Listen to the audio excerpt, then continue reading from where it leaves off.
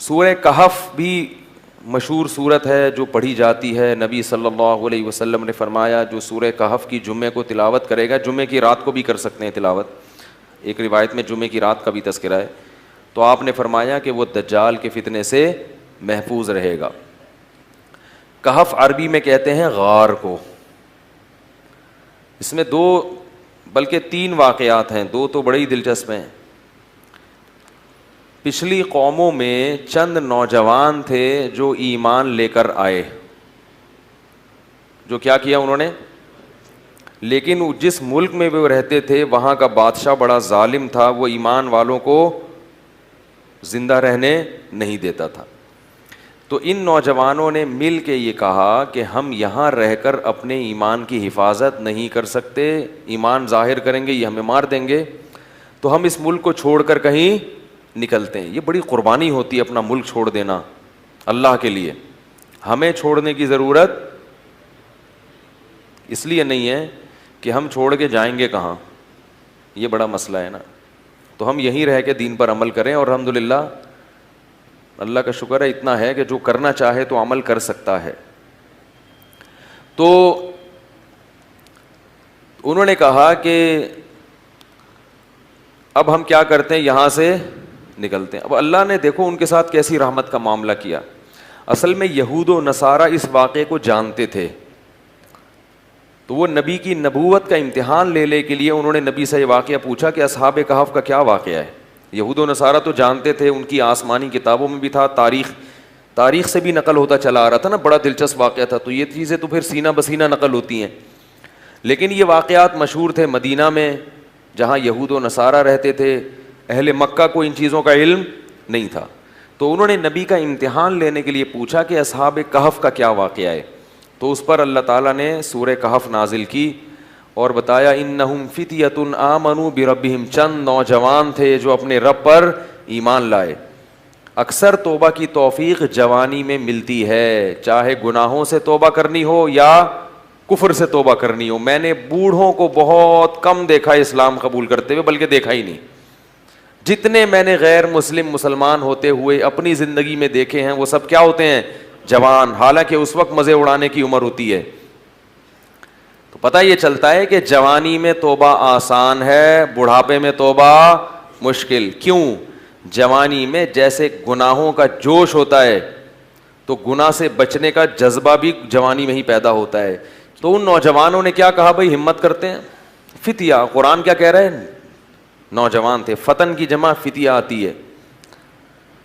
تو انہوں نے کہا کہ بھائی وَإِذِ اعْتَزَلْتُمُوهُمْ وَمَا يَعْبُدُونَ إِلَّا اللَّهَ فَأْوُوا إِلَى الْكَهْفِ, چلو یہاں سے بھاگ کے کسی غار میں پناہ لیتے ہیں, وہاں جا کے سوچیں گے کہ کل کرنا کیا ہے, اگلا پلان کیا. ابھی تو یہاں سے نکلو, یہاں رہ کے کچھ نہیں ہو سکتا. انہیں کیا پتا تھا کہ ان کی اس قربانی پر اللہ ان کو کیسا نوازنے والا ہے. اللہ بڑا شکور ہے. اللہ کا ایک نام ہے شکور. شکور پتہ ہے کسے کہتے ہیں, قدردان. آپ تھوڑا کریں اور وہ نوازے بہت زیادہ, اس کو شکور کہتے ہیں. تھوڑی قربانی آپ دو گے مگر وہ نوازے گا بہت زیادہ. اللہ ایسا کرتے ہیں. تو یہ نوجوان نکل کے گئے ہیں اور انہوں نے غار میں کیا کی, پناہ لی, وہاں بیٹھ چلے گئے, نیند آ گئی, سو گئے. ساتھ ان کا کتا بھی تھا. حفاظت کے لیے کتا رکھنا بولو بھائی جائز, بلا وجہ کتا رکھنا حرام ہے.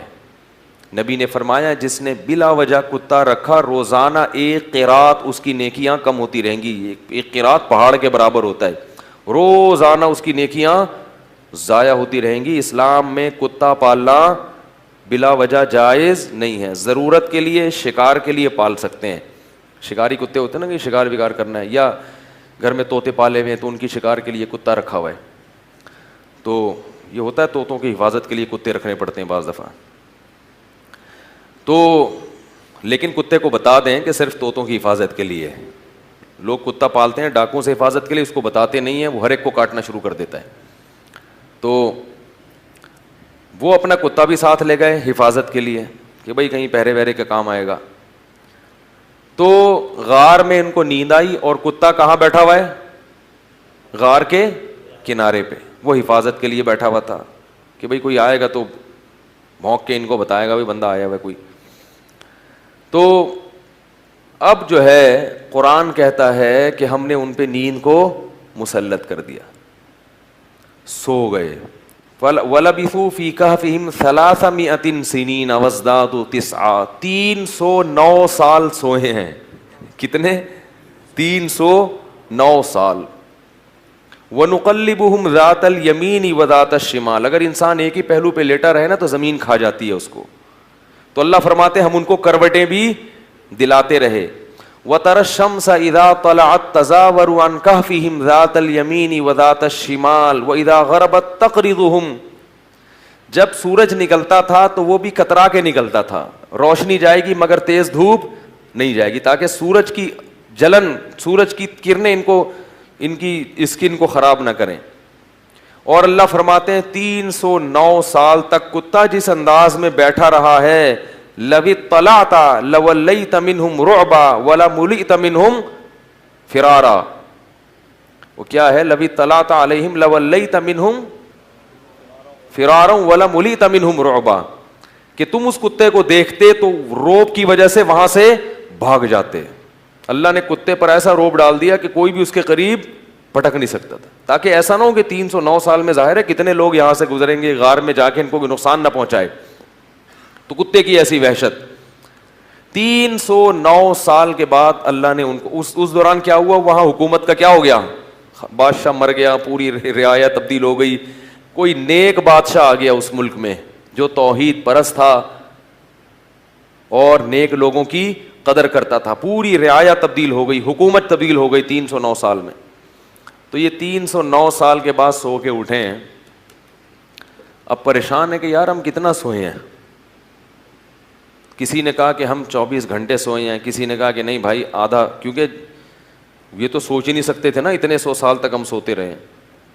تو ایک نے کہا کہ اللہ ربکم اعلم بما لبثتم, اللہ کو پتا ہے بھائی کتنا سوئے ہیں, چھوڑو اس بحث میں کیا پڑھنا, 24 گھنٹے یا آدھا دن یا ایک دن, چھوڑو کیا کرنا اس بحث. تو ایسا کرو فبعثوا بورقکم هذه الى المدینہ, یہ سکہ رائج الوقت لے کے جاؤ. کیا کرو؟ سکہ رائج الوقت. یہ رائج الوقت میں خود لگا رہا ہوں کیونکہ آج کسی کا نکاح پڑا ہے نا جمعے میں, اس میں لکھا تھا 1 لاکھ روپے سکہ رائج الوقت. تو یہ پرانی اصطلاحات پتہ نہیں لوگ کیوں استعمال کرتے ہیں بھائی. رائج الوقت ہی ہے اور کیا ہوگا.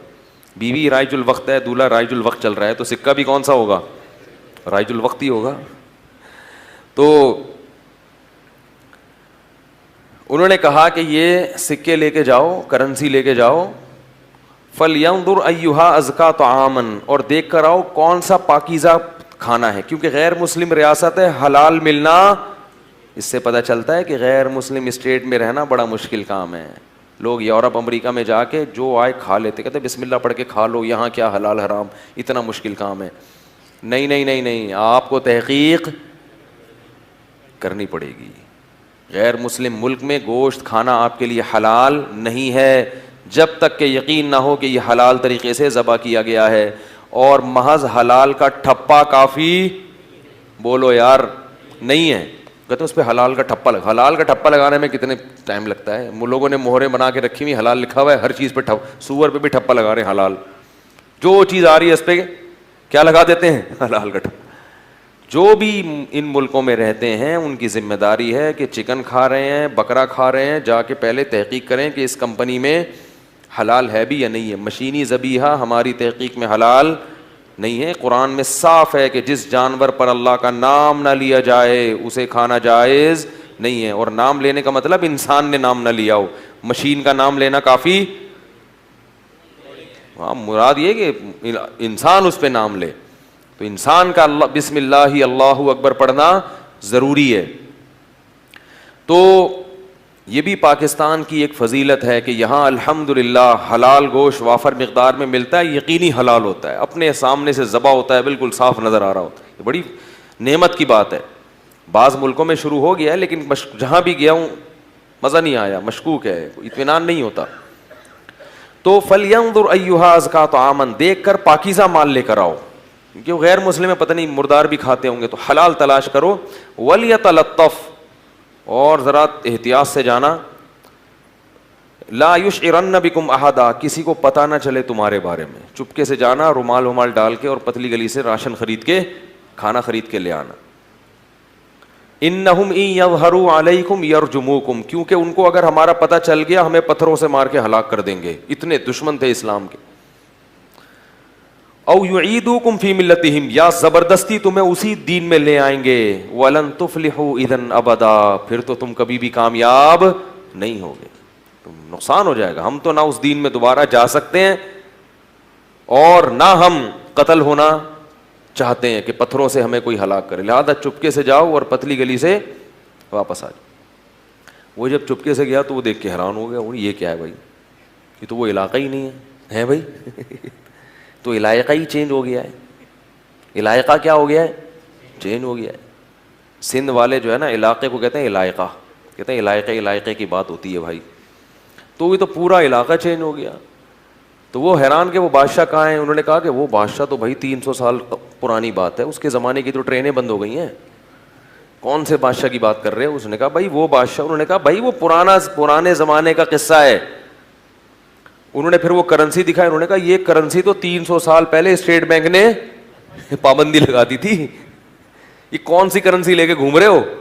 بہرحال چونکہ تاریخی کتابوں میں نقل ہوتا چلا آ رہا تھا کہ چند لوگ تھے جو ایمان قبول کر کے ملک چھوڑ کر چلے گئے تھے, تو پھر انہوں نے اس کو بھی بلایا اپنے باقی ساتھیوں کو. پھر تحقیق ہوئی تو لوگوں کو یقین آ گیا کہ یہ اللہ نے کیا کیا ان کے ساتھ, ایک کرامت کا معاملہ کیا ہے کہ چونکہ یہ ایمان لائے تھے تو اللہ نے ان کو اس بادشاہ کے شر سے بچانے کے لیے 300 سال بعد والے جہان میں منتقل کر دیا ہے.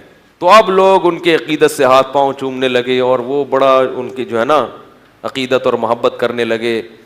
اور ان کے انتقال کے بعد وہاں انہوں نے لوگوں نے ایک مسجد بنائی اللہ کو یاد رکھنے کے لیے. تو یہ مختصر واقعہ قرآن نے اصحاب کہف کا بیان کیا ہے.